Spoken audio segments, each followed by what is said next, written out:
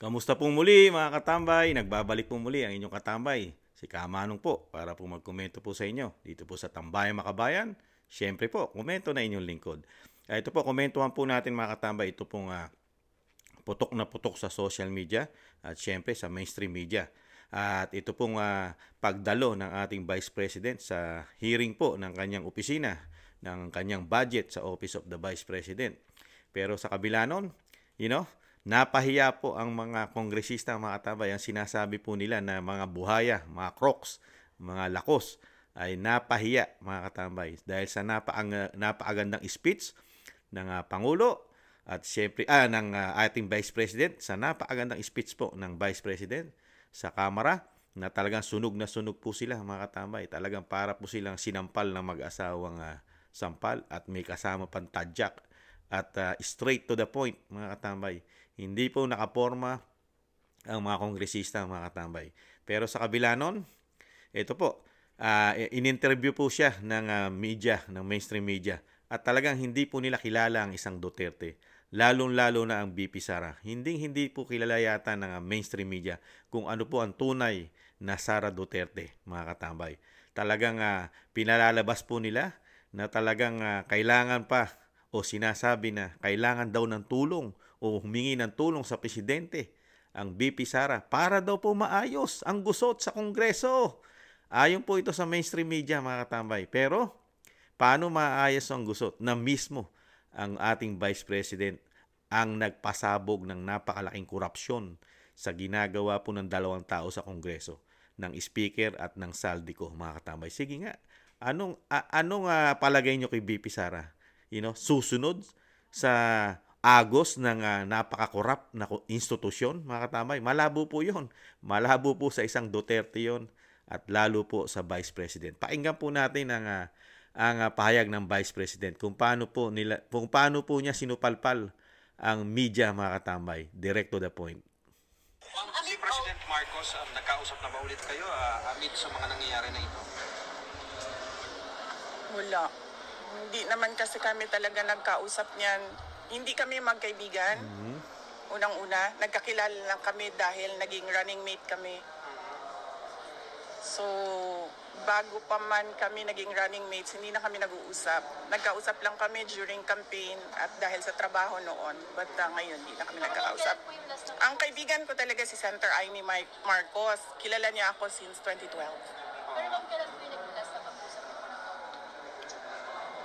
Nung nag-tender ako ng resignation, yun yung last na nagkausap kami ni President Ma'am, Marcos. do you think kung si President Marcos magsalita para sa inyo and on behalf of you, baka maayos kaya ito nangyayari dito sa Kongreso? Alam nyo, kasi madami hindi nakakilala sa akin, pero mag-share ako konti ng ugali ko. Hindi ako humihingi ng tulong. Alam yan ng tatay ko, naging mayor siya, naging president siya. Hindi ako humihingi ng tulong talaga. Ayan po, basag po. Hindi po nakikilala ng mga sinasabing mainstream media ang ugali ng Vice President. Kasi itong mainstream media, ayaw na rin po sa mga umuugong-ugong na balita. Ito daw po ay nasasupalan, natatapalan, nalalagyan, at kasama raw po ito sa nakakasweldo daw po, di umano. Ito po ay marami nagpatotoo. Una na po si SAS, mga katambay, na ang mainstream media ay nasusupalpalan daw at nabubusalan. Kaya dito po sa pahayag ng Vice President, talagang tahasan niya po sinabi na hindi niya kaibigan ang Pangulong Marcos. Ang kaibigan niya, ang Amy, ang kapatid, ang nakabudol. Di ba? Ang sinasabi po ng mga Pilipino, kahit si Kamanong, nabudol po ng pamilya Marcos. Lalong-lalo po si Senadora Amy Marcos, ang Vice President Sara Duterte. Di ba? Dahil mismo ang tunay na ugali lumabas. Lumabas po ang tunay na ugali at ang tunay na Marcos, mga katambay, kung paano po sila magpatakbo ng gobyerno. Di ba? Nakikita po natin kung paano po sila magpatakbo ng gobyerno. Kung paano po sila mag-handle ng mga batas. Kung paano po nila patakbuhin ng Pilipinas. At sama-sama po ngayon. Di ba? Nakikita po natin kung sino-sino po magkakasama ngayon. Yung mga sinusuka po ng taong bayan nung panahon po ni Pinoy, halos nga lahat po ngayon ay nagsama-sama na po. Kasama po ang grupo po na sumusuporta di umano sa mga kaliwang grupo, ang Makabayan Black, at kasama na rin ang puwersa ng mainstream media, mga katabay. Nagsama-sama na po.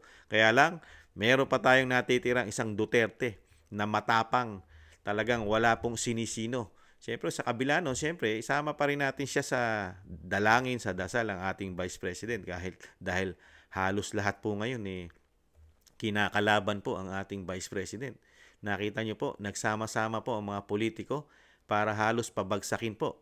Halos lahat ng politiko po ay nagsama-sama para pabagsakin, i-demolition job ang ating Vice President, mga katambay. Kaya kailangan din po talaga ng pag-iingat ng ating Vice President, mga kasama, mga katambay at mga kababayan.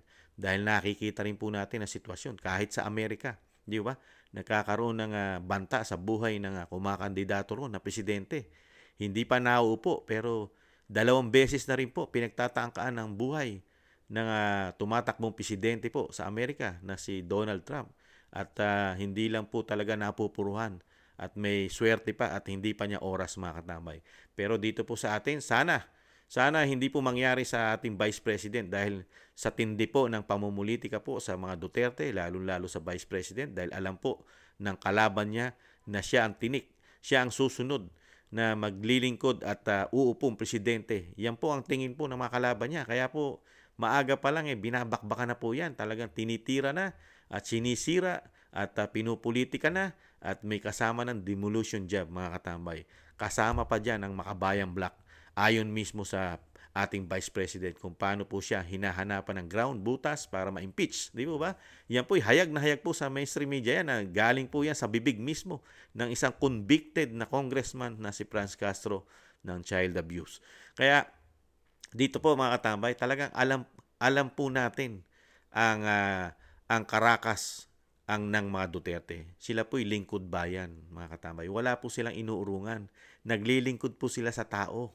Hindi po sila naglilingkod sa politiko. Hindi po sila naglilingkod kung sino-sino na maoligarko. Hindi po ganyan ang karakas ng mga Duterte. Sa taong bayan po sila naglilingkod. Hindi po nila kailangan ng isang magtatanggol sa kanila. Parang kukuha ka ng isang magsasalita para sa iyo, di ba? Hindi kailangan kahit ang pangulo, hindi kailangan ng Vice President ang boses o ang salita ng pangulo para sabihin na siya ay maayos o maging okay sa Kamara o sa Kongreso. Malabo 'yon. Dahil galit na galit nga ang Vice President sa korupsyon di ba? Sa panggigipit sa mga Pilipino, di ba? Sa sobrang paggamit ng batas na nakikitil na po ang freedom of expression at freedom of speech. Dito po sa bagong Pilipinas, nakikita po natin yan. May mga pahayagan, may mga media na nasasara, natatanggalan ng prangkisa dahil nga nakikitil ang kalayaan ng pamamahayag. Di po ba? Di po ba? Hindi katulad ng panahon ni dating Pangulong Duterte kaya naisara ang ABS-CBN dahil sa napakaraming anomalya, korupsyon at pagkitil sa mga Pilipino, lalo na sa sinasabing hindi nare-regular ng napakatagal ng panahon at pandarambong sa kanilang mga taxes. Di ba? Napakarami pong issue kaya po hindi po nabigyan ng prangkisa, mga katambay, dahil sa anomalya. Pero ito po, ibalik po natin dito sa ating Vice President, mga katambay. Talagang tahasan na pong kinundi na at talagang matapang na sinabi na talaga ng ating Vice President na never niyang naging kaibigan ang Bongbong Marcos Jr., ang presidente. Never niyang naging kaibigan. Kasi alam naman natin kung sino kaibigan ng presidente, di ba? Yung grupo ng Voltes 5, yun talagang kaibigan ng presidente. Ayon na mismo yan kay Kati Binag at kay Jonathan Morales. Yun talaga ang tunay na kaibigan ng presidente Marcos Jr. Yung grupo ng Voltes 5, di ba? Yung merong code pa nga sila na white shirt. Yung may code. Di ba? Hindi po ang BP Sara. Ang BP Sara, ang kakilala niya since 2012, ayon po sa Vice President, ay si Senadora Amy Marcos. Kaya nga po siya nakonbinse dahil nga ron sa tinatawag na kakilala niya at kaibigan kuno. Kaya nga po siya nabudol dahil dito po talaga sa ate ng Pangulong Marcos. Di ba? Pero kung nalaman po agad ng Vice President yung lihim, yung lihim na itinatago po ng Pangulong Marcos Jr. at lumabas na po noong mga panahon na yon si Cathy Binag at pumutok na rin po yung issue na galing po kay Jonathan Morales. Kasi ang nagpapaputok pa lang po niyan at hindi pa masyadong kumalat yung isang broadcaster na nasawi na si Percy Lapid. Halos siya pa lang po ang talagang bumabakbak. Kaya lang po sinawing palad mga katabay na pinagpahinga na. Pero kung lumabas po nung time na yon ang isang Cathy Binag at Jonathan Morales, nungkang samahan ng BP Sara yan na maging running mate bilang siya Vice President. Di ba? Kahit kaibigan niya po si Senadora Amy Marcos, hindi sasamahan ni Vice President bilang katandem po ang Pangulong Marcos. Kung lumabas na po ang issue ng Voltes 5, di ba? At ng Cathy Binag, nungka mga katambay. Kaya lang talagang ganun mabubudol at mabubudol ka. Hindi mo naman kasi alam kung kailan ka bubudulin kung kailan ka lulukuhin, di ba? Kasi madaling magbalat kayo. Yung magbalat kayo po kasi napakadali po sa mga politiko 'yan, di ba? Ipapakita po nila yung kagandahan sa labas, pero pagdating sa loob, bulok. Never po nila ipinakikita sa umpisa 'yan, di ba? Dahil nga mambubudol ka di ba? Manluloko ka. Kukunin mo yung tiwala, yung trust, nung alam mo magpapanalo sa'yo. Di po ba? Kaya lang, ilalabas lang nila yan pag nahawakan na nila yung kapangyarihan. Nasa pwesto na sila. Ganyan ang nangyari sa ating Vice President, Sara Duterte, mga katambay. Di ba? Ipinakita sa kanya lahat ng mabubuti, magaganda, mga pangako na talagang halos akala mo inulutang o lutang na sa pangako ang ating Vice President, na lahat ng sinabi ng Vice President na kanyang mga gustong mangyari din, na ipagpatuloy ang mga proyekto, Luzon, Visaya, Mindanao, at ang nasimula ng ating dating Pangulong Duterte, ang pagsugpo sa kriminalidad, droga, at syempre po sa mga kaliwang grupo, lahat po yun ay nawala.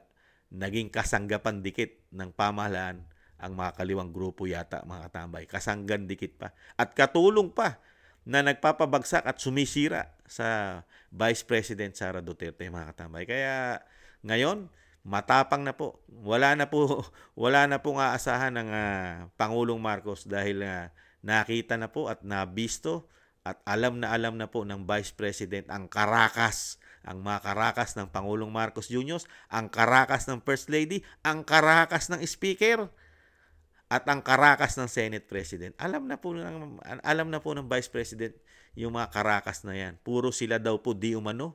Komento ni Kamanong, manggagamit lang po dahil sa kapangyarihang ayaw mawala sa kanila, mga katambay. Yan po ang totoo niyan Real talk, di po ba?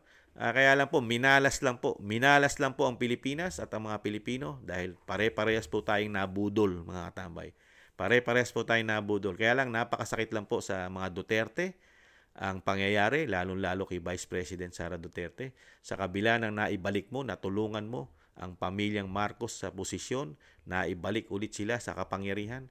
Pero ganito lang po ang ginawa nilang pagtanaw ng utang na loob sa isang Vice President Sara Duterte na napakalaking tulong ang naibigay sa kanila. Puro pasakit, hirap at talagang kahihiyan ang pilit pong ikinakabit sa kanilang pamilya. Kasiraan para mawasak, mapabagsak. Di ba? Yan po talagang nakikita natin realidad ngayon kung paano po nila tamnan, gawan ng mga kung ano-anong mga kaso, kung ano-anong mga ebidensya kuno na nanggagaling pa sa kulungan ng mga kanilang mga resources, mga testigo. Di ba? Kaya dito, lumalabas po ang katotohanan talaga, mga tamay, na talagang malinaw na po. Kahit sa sinasabi ng isang convicted ng child abuse na si Franz Castro, malinaw pa sa sabaw ng puset, mga katambay. Di ba? Sila ang mga puset. Itong mga nasa institusyon ng Kamara at Senado, sila ang mga puset. Sila ang number one problema ng Pilipino, ng Pilipinas. Lalo na mga taxpayer. Silang dalawang institusyon ang matagal nang nambubudol sa mga Pilipino, lalo sa kaperahan. Di pa ba, mga katambay? Kaya sana po, komento po ni Kamanong yan. Kaya sana po, protektahan po natin, isama po natin sa mga dalangin, dasal, ang kaligtasan ng ating Vice President. Dahil ngayon po, marami na po at napakatindi na po ng bumabati ko sa kanya. Halos sa puwersa na po ng mga politiko po ang kalaban po ng ating Vice President. Pero sa mga Pilipino po, majority naman po ng mga Pilipino ang nagmamahal at talagang nasa likod ng Vice President at ng pamilya Duterte. Muli po mga katambay, maraming salamat po sa nakagusto po ng ating maliit na channel, Tambayang Makabayan sa TikTok at YouTube. At sa maraming salamat po sa mga nagla-like, share, and subscribe. At syempre po, uulitin ko po, isama po natin sa panalangin at dasal ang kaligtasan po ng ating Vice President at syempre po ng pamilya Duterte. Muli po, paalam, sa muli po. Ingatan nawa. Bye-bye.